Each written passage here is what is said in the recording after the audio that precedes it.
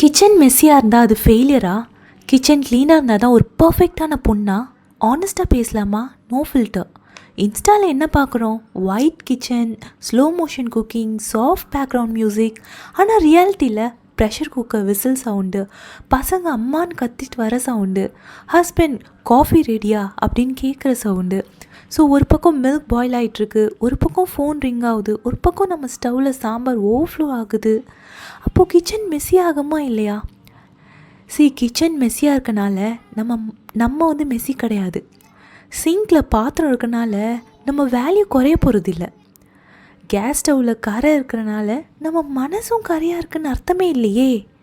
ஏங்க உமன்ஸோட ஒர்த்தை ஏன் kitchen கிளென்லினஸோட compare பண்ணுறீங்க? ஏன் அதை கனெக்ட் பண்ணுறீங்க? பர்ஃபெக்ட் கிச்சன் வச்சுருக்கவங்க தான் பர்ஃபெக்டான பொண்ணுன்னு யாருங்க சொன்னால்?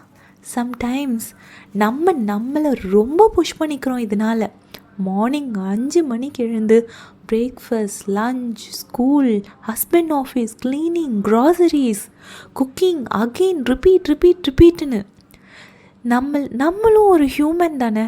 நம்ம ஒரு ரோபோவோ இல்லை ஒரு மிஷினோ கிடையாதே ஓடுன்னு ஓடுறதுக்கு.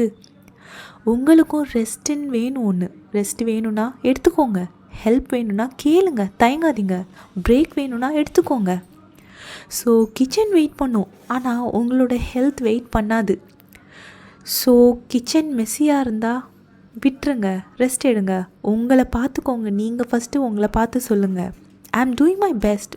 பர்ஃபெக்ஷனிசம் வேணாங்க, பீஸ் இருந்தால் போதும். கிச்சனை க்ளீன் பண்ணலாம், அது க்ளீனாகவே இருக்கணும்னு அதுக்குன்னு சமையல் பண்ணாமே இருக்க முடியுமா?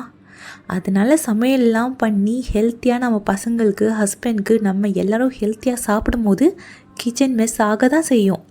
விடுங்க, பார்த்துக்கலாம், கழுவிக்கலாம். ஸோ உங்களை நீங்களே போட்டு ப்ளேம் எடுத்துக்காதீங்க, ப்ரெஷர் பண்ணிக்காதீங்க. கொஞ்ச நேரம் சில் பண்ணிவிட்டு டீயோ காஃபியோ குடிச்சிட்டு கிச்சனை திரும்ப. ஸோ ஃபைனலி சோஷியல் மீடியாலேயோ இல்லை அடுத்தவங்களோட லைஃபோட உங்கள் லைஃப்பை கம்பேர் பண்ணாதீங்க. ஸோ சாட்டிஸ்ஃபேக்ஷனோடு இருங்க. அடுத்த வீடியோவில் நம்ம மீட் பண்ணலாம். ஸோ என் வீடியோ பிடிச்சிருந்தா லைக் பண்ணுங்கள், ஷேர் பண்ணுங்கள், கமெண்ட்